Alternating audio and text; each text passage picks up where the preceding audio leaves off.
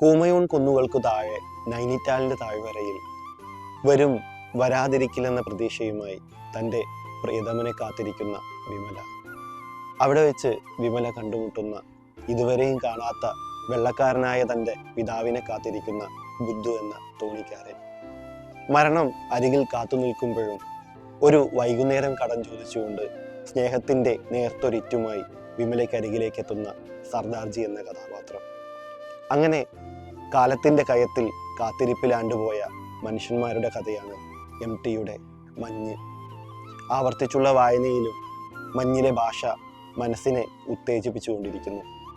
അതുകൊണ്ട് തന്നെയാവാം പുറത്തിറങ്ങി 60 വർഷങ്ങൾക്കിപ്പുറവും മഞ്ഞിൻ്റെ വായന ഒരു നേർത്ത മഞ്ഞുകണം പോലെ വായനക്കാരിലേക്ക് പെയ്തിറങ്ങുന്നത്. അതെഴുതിയ എഴുത്തുകാരൻ നമ്മോട് വേർപിരിയുന്ന വേദനയിലും ഓർമ്മ വന്നത് മഞ്ഞിലെ ഒരു വാചകമാണ്. മരണം രംഗബോധമില്ലാത്ത ഒരു കോമാളിയാണ്.